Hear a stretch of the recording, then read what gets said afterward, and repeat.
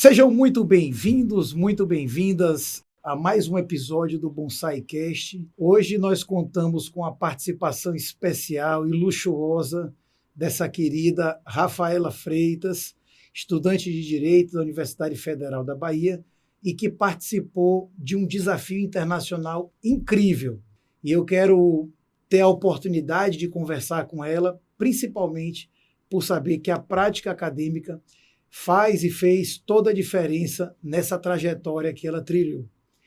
Então, convido vocês a assistir. Quem ainda não foi inscrito no canal, aproveita a oportunidade para já se inscrever e vamos, então, bater esse papo com essa queridíssima Rafa, minha querida, seja muito bem-vinda, tá certo, ao nosso episódio aqui do BonsaiCast e comece, então, se apresentando para essa nossa audiência, falando da sua origem, né, da sua graduação, e a gente vai conversando um pouco aí sobre esse episódio, sobre esse desafio que você participou.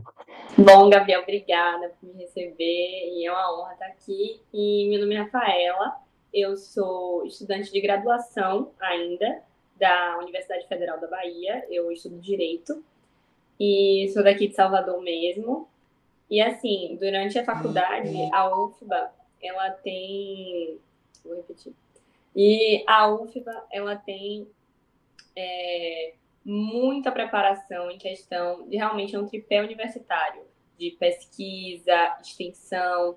Então, além das matérias em si, né, a gente tem um acesso muito grande a outras formas de poder desenvolver o conhecimento da área do direito e outras habilidades. Então, desses núcleos de extensão é o núcleo de competições internacionais. E eu sempre gostei muito de penal, então tem o núcleo de penal internacional. E esse núcleo, ele sempre participava da ICC Multi-Court Competition, que é a competição do TPI, do Tribunal Penal Internacional.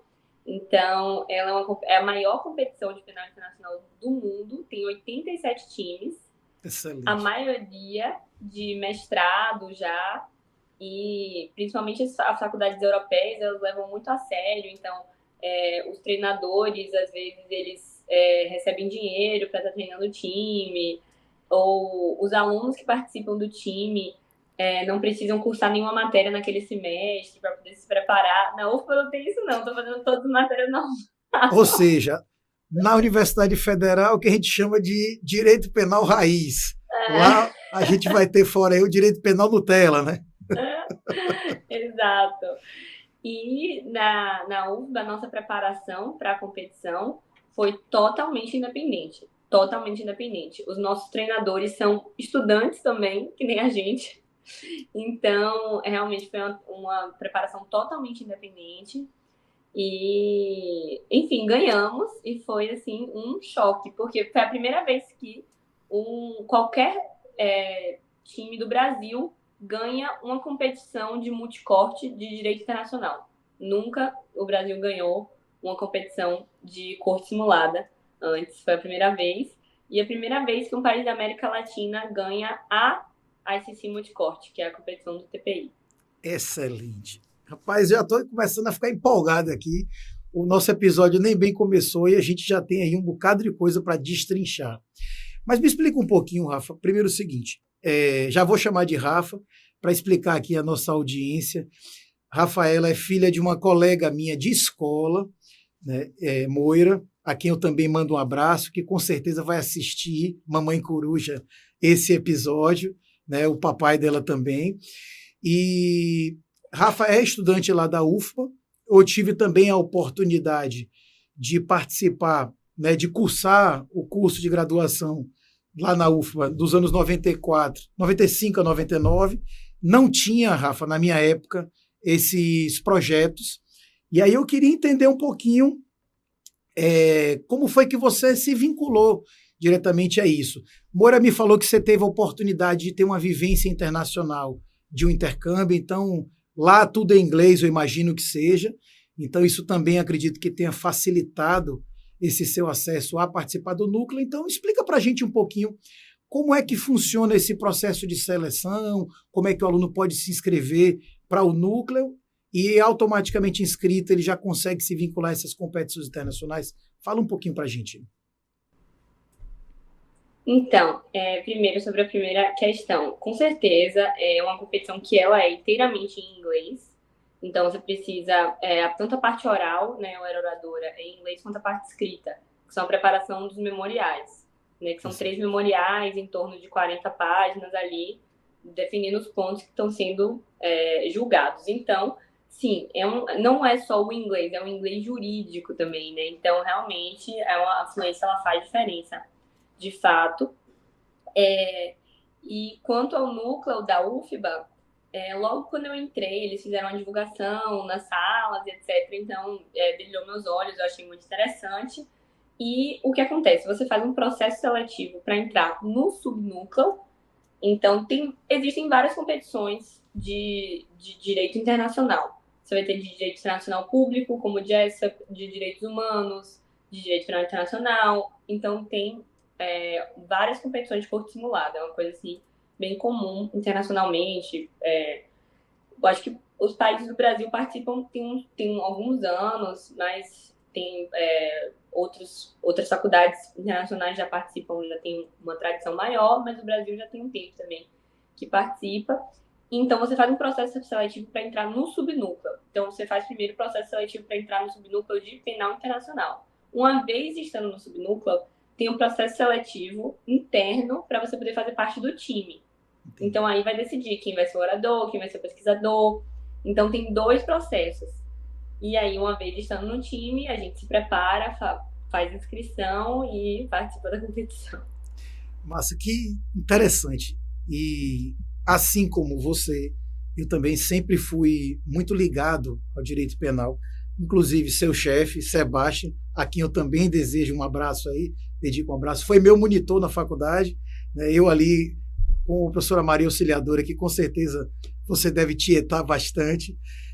Foi minha professora e Sebastião foi meu monitor. Eu segui, trilhei ali o caminho na UFBA também nessa parte penal. Segui também a vida acadêmica aí por essa área de direito penal. E, como eu disse, na nossa época não tinha nada disso. O que a gente tinha eram projetos de extensão, como o projeto Cansanção, não sei nem se tem mais, que era em comunidades, onde a gente levava prestação de assistência judiciária gratuita.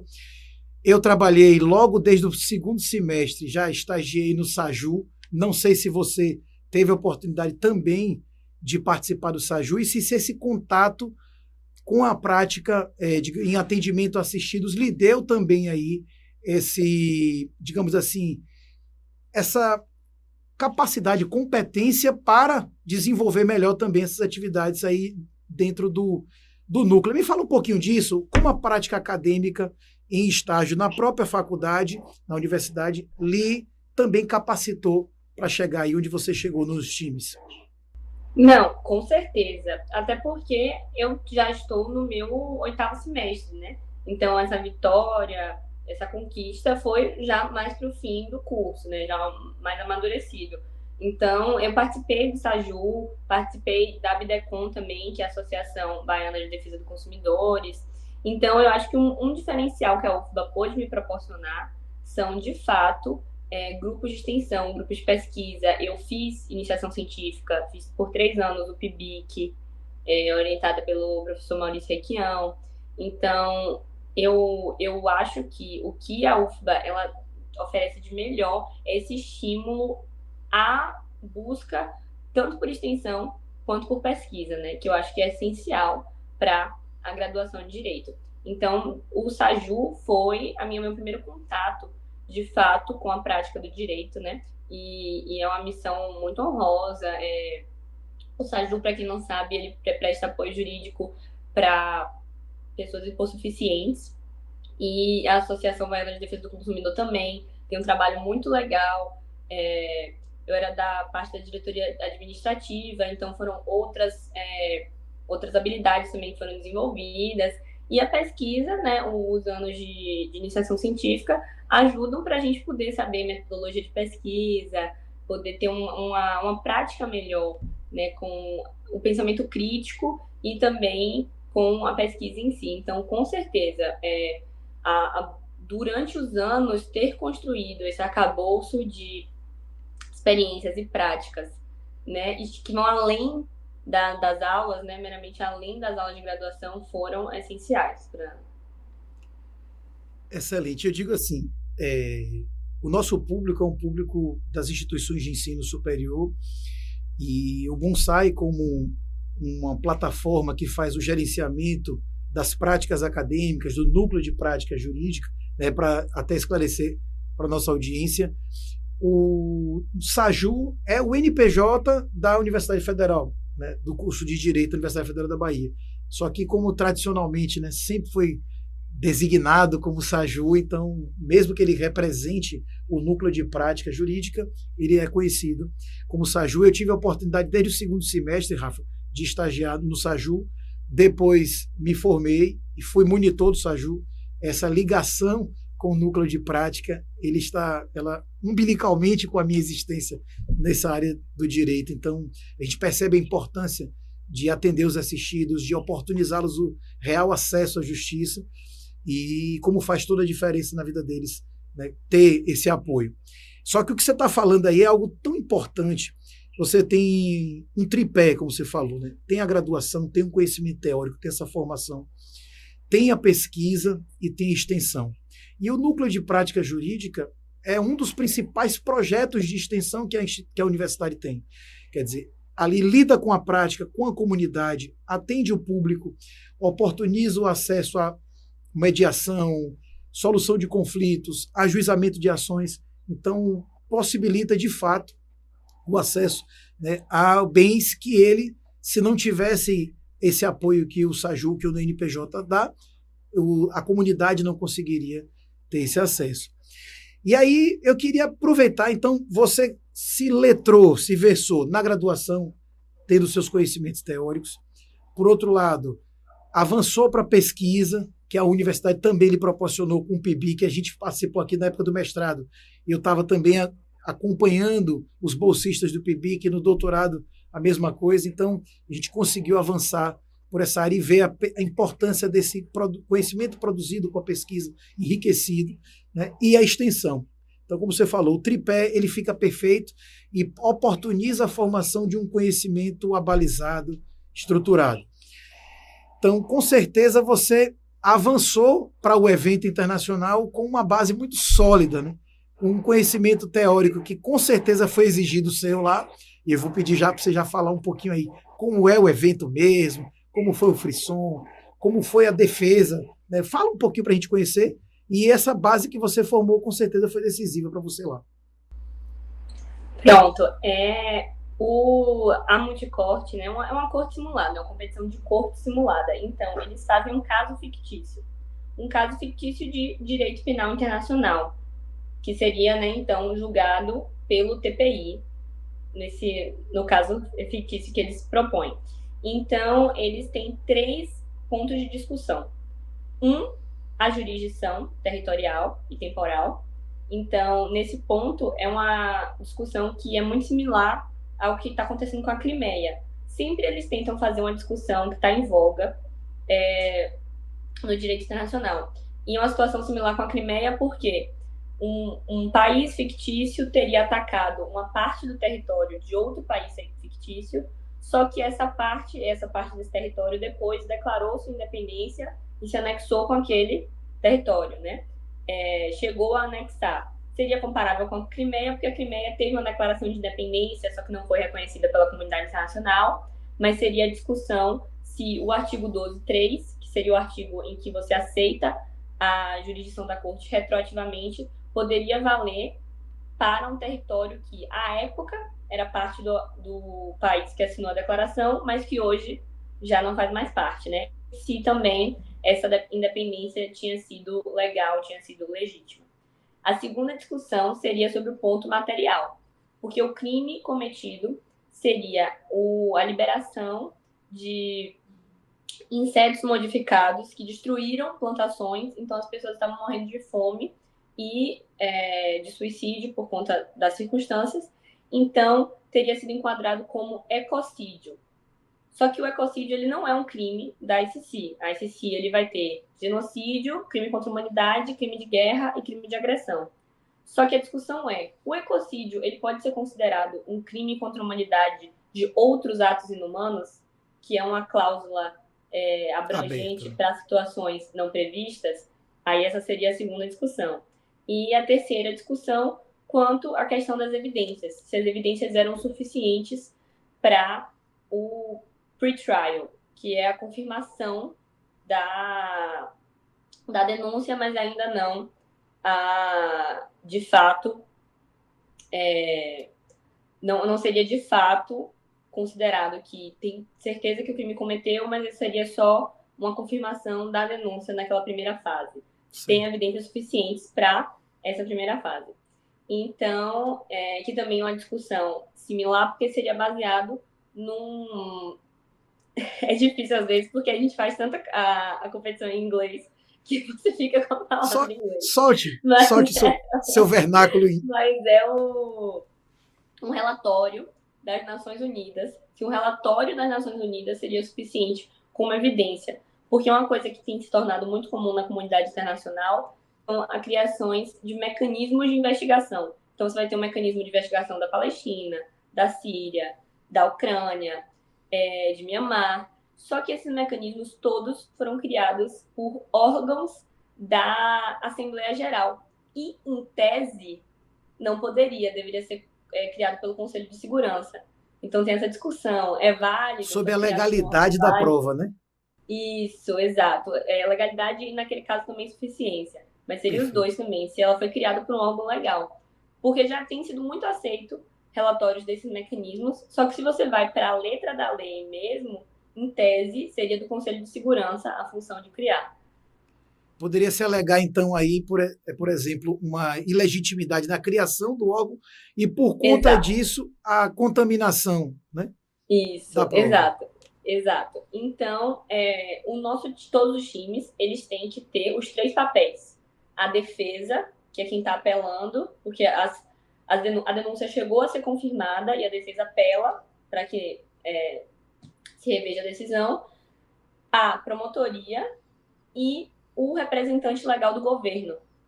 Então, você vai ter esses 3 papéis. Então, você tem que preparar um memorial para cada papel. Entendi. Vai ter um orador definindo cada papel também. Eu era da promotoria. Sei. Mas, por exemplo, a nossa defesa alegava isso. Não, é uma ilegalidade da criação do órgão, então a prova ela não é sequer válida. Não foi por um... Enfim, é bem interessante. Não, muito então, legal. A gente faz esses 3 memoriais. E vocês... Pode falar. Não, era só para falar que a fase oral são 3 times, né? E aí você vai lá e defende. Primeiro a defesa, depois a promotoria, Estado e depois tem a réplica. E essa é a fase oral. E vocês recebem esse caso antes para fazer toda a preparação, todos os estados, os times que vão participar. Só que aí o quê? É a argumentação construída por cada time que faz com que a comissão julgadora avalie o desempenho. E aí pode acontecer de uma defesa de um time ser prevalente ou prevalecer em relação a outro time, enquanto que a acusação de outro, e aí você não ter o trabalho, digamos assim, dos 3 papéis consagrados. Como é que funciona esse julgamento? Que eu me interessei em saber. É interessante. Então, a parte são 4 fases. A fase preliminar, ela é baseada em 50% vai ser a nota da parte escrita. Então, realmente, as pessoas tem os juízes, eles vão receber os memoriais sem saber qual é o time e vão dar as notas para os memoriais baseados na argumentação pura dos memoriais, da escrita, das fontes, se está bem escrito, se está um documento... Então, vai ter tanto a parte da argumentação, das fontes, das jurisprudências, a construção doutrina que se teórica da argumentação. A construção teórica, como também o julgamento da escrita mesmo, se está convincente, se foi uma boa estratégia elaborar dessa forma, esse argumento primeiro do que aquele, se foi uma estratégia boa, por exemplo, dar mais atenção para o argumento X do que para o Y, realmente uma análise ali daquele documento. E 50% é a nota da fase oral. Na fase oral, você vai ter das rodadas preliminares. A nossa oradora de defesa falava em 2 rounds diferentes, ou seja, com 2 times e depois mais outros 2 times. Depois eu tinha 2 apresentações também em 2 rounds e o governo em 2 rounds. Sempre vai ter um vencedor do round. Sempre vai ter alguém que os juízes vão considerar como o vencedor, mas eles vão dar as notas. Então, você pode vencer um round e talvez ter uma nota mais baixa de outra pessoa que ficou em segundo no round, mas é por nota. Ele vai dar nota ali baseada nos seus argumentos, na sua réplica, na sua oratória, se você é uma pessoa convincente, se sua oratória é boa, se você tem se você está falando muito rápido, enfim. E nos argumentos. E um outro ponto também é que os juízes, eles fazem perguntas enquanto você fala. Então, eles te interrompem e eles fazem perguntas, e muitas. Então, também tem esse ponto. Eles fazem pergunta dos casos que você está trazendo. Eles podem fazer pergunta factual do caso hipotético. Ah, mas aqui tá me dizendo isso aí não me convence, não. Aí você tem que sempre responder. Ou também, você traz um caso, aí ele faz uma pergunta específica daquele caso, porque muitos ali são juízes que trabalham com aquilo, né? Inclusive, na final, a juíza, ela é juíza do TPI mesmo. Na final e na semi também, tinha uma juíza do TPI. Então, os jurados também fazem perguntas. Então, seria por isso. Aí, eles vão pegar 50% da nota escrita, 50% da nota oral desses 6 rounds e fazem a classificação preliminar. Ali na classificação preliminar, eles vão entregar alguns prêmios e eles vão dizer os 27 melhores times para passar para as quartas. Uma vez que você chega nas quartas, é mata-mata. O primeiro lugar vai com o 18º, que vai com o 27º. O melhor passa. O segundo lugar, aí vai com o 17º, com o 16º, com o 26º. Então, é tipo escalação de futebol, sabe? Entendi. E aí só ganha um. Só quem ganhar aquele round avança para as semis. E aí, na classificação geral, a gente tinha ficado em segundo para as quartas. Aí ganhamos as quartas, ganhamos as semis, e na final a gente ganhou a competição. Então... Rapaz, que odisseia, eu diria assim. E como é complexo todo esse cenário. Vocês se prepararam muito em Salvador, assim, por etapa. E o time de vocês ganhou, Rafa? Se for o time completo, como é que funcionou isso? Para eu entender. Ou foi um integrante do time que teve o desempenho? Como é que explica pra gente assim, a regra, na verdade, do jogo? Pode acontecer em alguns times de ter realmente uma nota muito alta de um que leva mais o nosso time. A gente recebeu as notas agora, os feedbacks, foi muito constante. E eu acho que isso que fez a gente realmente ganhar. Que os 3 oradores tiraram uma média de notas muito altas. Então, foi uma média de nota muito alta dos 3 oradores. Os nossos memoriais também foram consistentes nas notas. A gente foi melhor na oratória do que nos memoriais. Mas os memoriais também foram consistentes. E os 3 oradores, todos, tiraram uma média acima de 90. Então, que é de 0 a 100, que é a nota. Então, realmente foi muito consistente. E isso, a preparação, ela foi muito pesada. A gente realmente se preparou muito. Porque a UFBA nunca tinha ido nem para as quartas. Sempre batia na trave. Então a gente falou, não, vamos pelo menos para as quartas. Pelo menos para as quartas a gente tem que ir. Então a gente fez uma preparação muito pesada. A gente tinha 3 a 4 reuniões por semana. E a gente foi também tentando pensar em como otimizar essas reuniões. Porque, querendo ou não, quando você treina a oratória ali, aquelas 3 pessoas, acaba que vai no automático, entendeu? Você já sabe o argumento da defesa, você acaba já replicando no automático. E a gente pensou, não, se a gente ficar só repetindo isso, não vai avançar, não vai para frente. Então, a gente foi fazendo algumas reuniões de pontos individuais. Então, porque você fala por 20 minutos e tem que adereçar 3 pontos. Jurisdição, materialidade e evidência. A gente fazia, não, vamos falar só de jurisdição por 20 minutos. Porque aí você faz pergunta, e uma hora quebra. Vai ter que parar e vai ter que pensar e vai ter que estudar mais. Aí uma reunião só de materialidade. A gente também, o que a gente fez, que eu acho que foi um diferencial muito grande, foi que a gente chamou 14 juízes convidados de fora. Toda semana a gente convidava 1 ou 2 pessoas para poder julgar a gente informalmente, assim mesmo, só para a gente treinar. Então a gente pedia para outros alunos da UFBA que eram de outros subnúcleos, por exemplo, para alunos da UFBA que eram de internacional público, que não era penal internacional, que era direito internacional público, para julgarem a gente, porque eles já tinham outra visão. Por exemplo, Eu lembro que a gente chamou também um pessoal que já tinha competido em direitos humanos. Então, eles sabiam muito bem dos órgãos que criaram os mecanismos de investigação. Eles até Entendi. falaram, isso aí que vocês estão falando não é bem assim, dá uma pesquisada melhor. Então, a gente realmente chamava várias pessoas de fora para poder julgar a gente e trazer um feedback que talvez a gente não teria se a gente ficasse treinando só entre nós mesmos. Então, eu acho que o que aconteceu foi que a gente se preparou muito e que a gente também se preparou de forma efetiva, eu acho, sabe? A gente realmente pensou, não, vamos otimizar o preparo, não ficar só repetindo, repetindo, vamos tentar diversificar. E foi muito interessante, porque quando a gente chegou lá, não teve nenhuma pergunta que pegou a gente de surpresa, sabe? Tudo a gente já tinha treinado em algum momento. Isso que você está falando é fundamental, porque no momento em que você escolhe o método correto para você fazer a preparação, é você cumprir a risca e alcançar. Então, eu digo que nas minhas preparações das duas bancas, né, do doutorado e do mestrado, eu fazia algo parecido, assim, do tipo, imaginar o que seriam as perguntas que viriam na prova, escrevia as respostas, gravava o áudio das respostas e ficava ouvindo, ouvindo, ouvindo. Então, quando eu chegava na prova, eu psicografava praticamente ali a Já resposta. tinha treinado.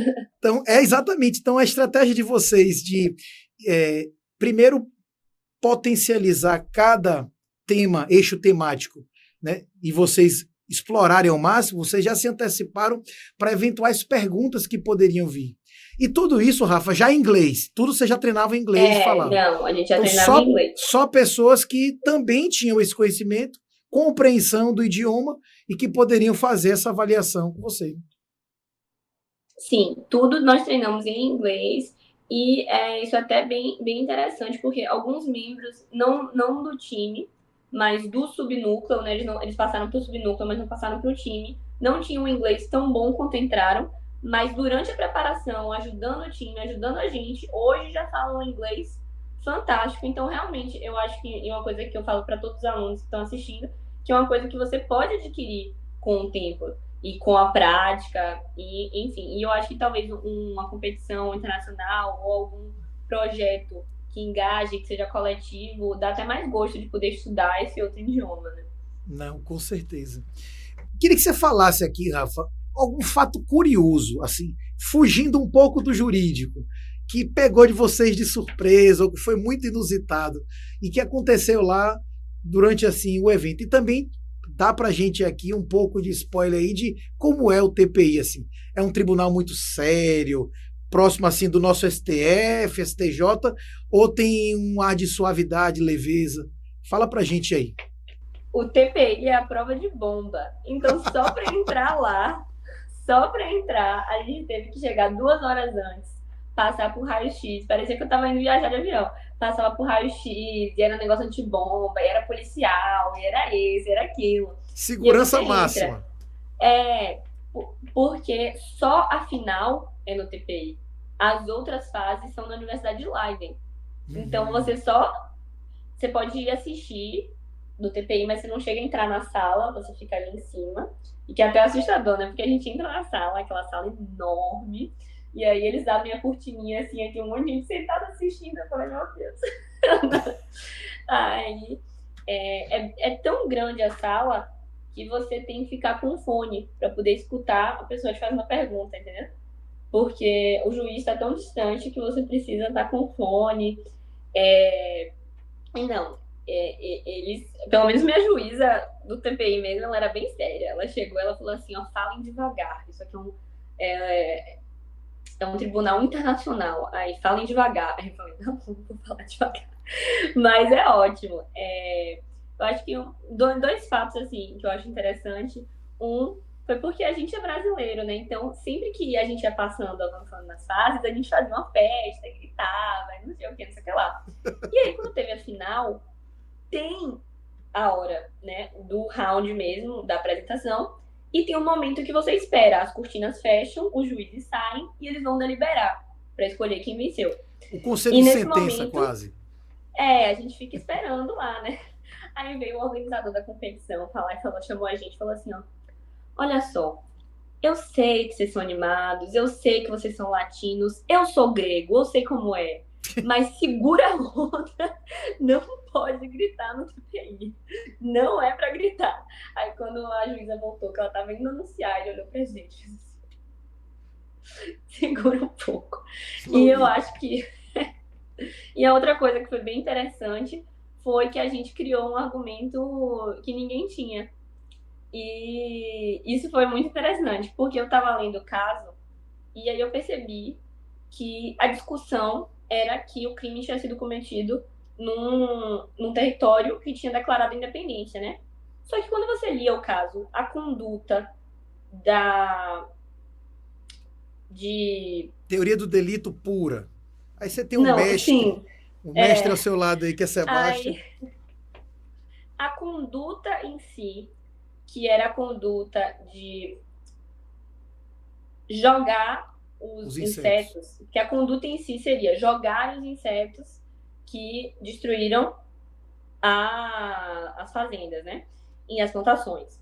Então, essa conduta de jogar os insetos, no caso, tinha sido feita no rio que era fronteiriço com aquele país. E eles disponibilizam um mapinha, no caso. E aí, quando você vai ver um mapa, você vê que o rio ele é fronteiriço não só com o território que declarou independência, mas com outros territórios que ainda são parte daquele estado. E quando você vai na letra da lei do Estatuto de Roma, o artigo 12, ele fala que ele tem jurisdição sobre o estado que aceitou o Estatuto de Roma, onde a conduta do crime aconteceu. E a conduta do crime, ela não foi só no território que declarou independência, ela foi também na fronteira dos territórios que ainda são parte daquele estado. Então, toda discussão se sobre era o lugar válida do crime, ou não... né? Exato. Então, toda discussão se é válida ou não a independência acaba sendo desnecessária, porque, de qualquer forma, a conduta não foi só ali. Aí eu lembro que... Só que a gente estava meio receoso. Eu percebi isso, eu falei pro pessoal, aí eles estavam, nossa, muito bom, mas será? Aí eu lembro que eu falei no primeiro round, e aí os juízes, eles começaram a olhar assim, e aí eles, meu Deus, eu tô curioso aqui com isso. Eles olharam o mapa, eles começaram a fazer pergunta. Aí depois a gente encontrou um juiz desse nosso round e ele veio conversar comigo, que ele ficou tão impressionado com o argumento que ele foi falar com o organizador da competição que tinha criado o caso para poder perguntar se ele tinha pensado nesse argumento ou não. E aí disse que ele falou, meu Deus, eu não tinha pensado nesse argumento. E eles tiveram que fazer uma reunião de juízes para poder debater quais seriam as perguntas que eles iam fazer caso trouxesse esse argumento de novo. Eu achei isso muito interessante, porque são 87 times, mas esse argumento invocou uma reunião de juízes. Minha querida, nada como... E aí eu preciso ser barrista, né? Nada como a criatividade baiana para trazer todo esse tempero. Ninguém imaginou lá em Haia que você ia levar vatapá, caruru, acarajé e impressionar as pessoas com essa criatividade. Fantástico, Rafa. Poxa, que de fato, vendo a sua defesa, Moira compartilhou no Instagram, e eu vi ali e falei assim, meu Deus, essa menina mora lá desde cedo, porque com essa fluidez, a fluência no inglês, essa habilidade, essa argumentação muito plena, então é algo que impressiona. Então, de fato, a história do The Books on the Table, quem quiser que se especialize, que não vai ter condição de fazer. Eu queria, então, Rafa, já nos aproximando aí para o final desse nosso bate-papo, é que você pudesse compartilhar 3 situações. Primeiro, dizer de fato como tudo que você viu no curso, além da sua preparação específica, nessa parte de prática acadêmica, contribuiu para talvez a sua postura, a sua argumentação, toda a sua estruturação. Então, eu queria que você dissesse, inclusive a sua experiência advogando aí no escritório, não advogando, mas estagiando no escritório de advocacia, né, a experiência de estagiar, como tudo isso contribuiu, essa formação prática, para o seu desempenho favorável lá.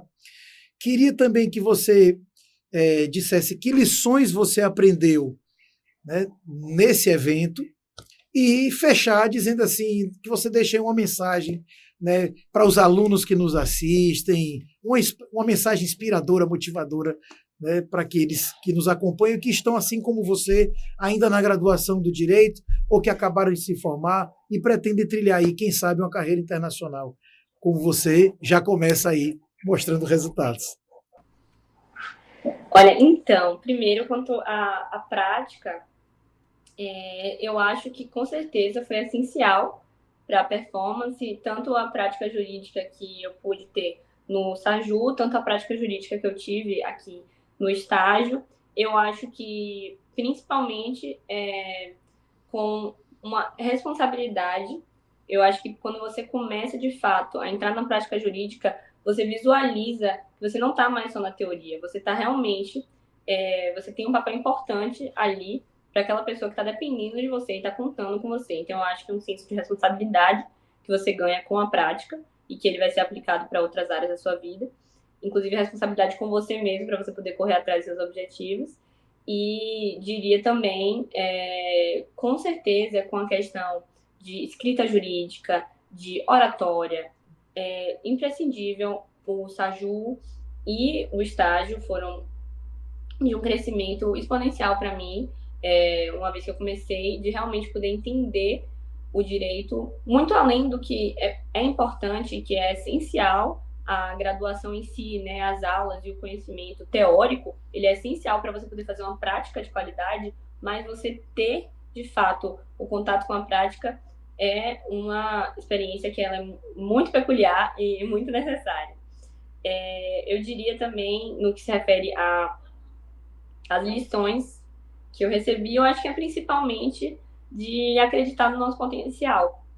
Eu acho que nós brasileiros, a gente tende, né, uma coisa tá intrínseca, é ensinado, né, esse viralatismo de ficar achando que não, porque as faculdades estrangeiras são maravilhosas e a gente não tem acesso a isso, não tem acesso àquilo, mas não, mesmo nas dificuldades, nas adversidades, a gente tem um potencial absurdo.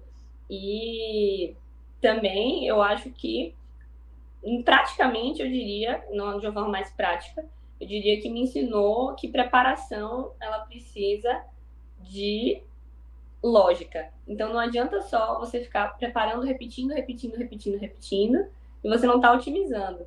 Então, a preparação, ela precisa ser otimizada. Você precisa ampliar o seu preparo e não só repetir e bater na trave naquilo que está dando errado, que você está vendo que não vai para frente. Então, a gente passou anos batendo na trave, sem passar para as quartas, a gente percebeu que a gente precisava reunir e discutir o que foi que aconteceu errado e o que a gente tem que fazer para ir à frente e avançar. Então, eu acho que esse foi o aprendizado. E para os alunos, para mim, eu acho que é essencial buscar ampliar os horizontes e ampliar as oportunidades. E não ter medo de errar também, porque é errando que a gente vai avançando e indo para frente. Então, a gente participou da competição em 2021 e a gente ficou em 31º. E agora, então, esse você ano, já tinha ido antes? A gente tinha participado em 2021, quando estava online ainda. Só que a gente ficou em 31º. Então, a gente estava realmente revisando e revendo o que a gente tinha feito que não tinha funcionado, que não era legal, que não era condizente com a preparação que deveria ser, e nós reformulamos. Então... Excelente. Então, na verdade, não foi sua estreia, né? Você já tinha participado, já tinha entendido a lógica. Quantas pessoas foram, Rafa, participaram do evento? São 5 pessoas no time, 3 oradores e 2 pesquisadores, e nós temos também 2 treinadores que infelizmente não puderam viajar, que também são estudantes de graduação. Então eles são treinadores, mas eles são alunos como a gente. Então não tem, como muitas faculdades têm realmente, não precisa nem ir para tão longe. As outras faculdades do Brasil que participaram, elas tinham treinadores que eram pagos, recebiam para poder estar ali fazendo aquela função, e a gente não, foi totalmente Quantos sozinho. times do Brasil foram? Com a ajuda de professor João Glicério, claro, que dá ali todo o apoio administrativo para a gente sempre. Mas em questão de preparação da competição em si, foi só nós alunos mesmo. Excelente. Quantos times do Brasil foram para lá? Do Brasil foram 3. Então, foram 87 times de 50 países diferentes.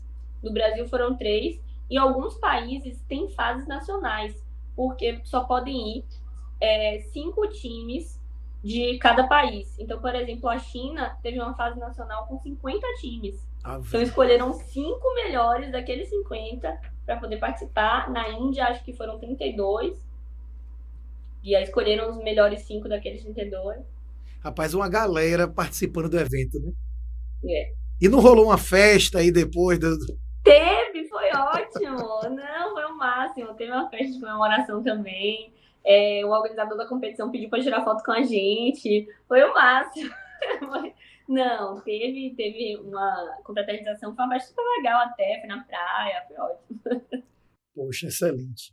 Minha querida, esse papo solto aqui, a gente passava a tarde toda conversando, né? Mas eu compreendo também, você está no estágio, inclusive eu pedi autorização ao doutor Sebastião, professor e ilustre querido amigo, para que você pudesse transmitir, inclusive do próprio estágio, testemunhando, né, a oportunidade que você tem, como você bem disse, de trazer os conceitos teóricos à realidade prática, fazer esse exercício da advocacia acompanhando o dia a dia, né, e com certeza engrandecendo agora com medalha, né, passando aí no pescoço, e com um troféu lindíssimo, né, que você mostrou ali, eu vi a foto, muito legal. Só parabenizar, Rafa, e dizer que, com certeza, o seu exemplo, o exemplo de todos aqueles, eu queria até que você dissesse o nome de todos que participaram do evento com você, todos os que integram o seu time, seus 2 treinadores, os outros 4 colegas que foram com você, mas estão de parabéns, a gente precisa fazer essa reverência e estimular, né, que outras competições, que outras atividades acadêmicas ricas como essa aconteçam. Né? Fala um pouquinho, então, quem são aí? Dá um abraço aí para a turma que viajou com você e fez bonito lá em Haia. Sim, os outros 2 oradores são Beatriz Faria e Vinícius Fornieles. Ela foi oradora da defesa, ele foi orador do governo. Nós temos nossos treinadores, que são Bruna Costa e Gabriel Santiago. E os 2 pesquisadores, Laura Lira e Guilherme Hernandes. Excelente. Um abraço, então, para essa galera também, que fez bonito, né? Representou o Brasil, representou a UFBA, representou a centenária Faculdade de Direito, né? E muito sucesso. Eu tenho certeza que essa carreira, né, ela não começou aqui, ela tem bons tempos de estrada, desde os bancos da faculdade e nessa atividade prática. Não é à toa, né, que seu, digamos assim, grande orientador aí, que é Sebastião, fez as melhores referências a você, lhe designou como brilhante, não estava, né, equivocado nessa constatação, mas parabenizar você e dizer que voe cada vez mais alto, né, como a águia de Haia, né, continue aí voando por outros horizontes e que sua jornada seja sempre exitosa, de muito sucesso, e que você continue inspirando e motivando muitos outros jovens a seguir um caminho parecido. Gabriel, muito obrigada mesmo, muito obrigada por me receber, eu fiquei muito feliz com o convite, minha mãe falou, fiquei super feliz e empolgada, e foi ótimo, foi um ótimo bate-papo, uma ótima entrevista, então queria agradecer mesmo, e pelo projeto também, parabenizar pelo projeto maravilhoso, e é isso. Tá certo, minha querida, um forte abraço. Viu? E com isso, pessoal, eu vou me despedindo aqui de vocês, agradecendo a presença luxuosa de Rafa, né, nesse nosso BonsaiCast, mais um episódio do nosso BonsaiCast, e convido vocês a continuarem acompanhando-nos no YouTube, nas redes sociais, se inscrevam em nossos diversos perfis, né, por todas as nossas redes, e a gente vai continuando aqui, sempre perseguindo as melhores práticas acadêmicas, né, tendo o bonsai como esse foco, como esse fomentador de conteúdo jurídico de qualidade. Forte abraço e nos vemos por aqui.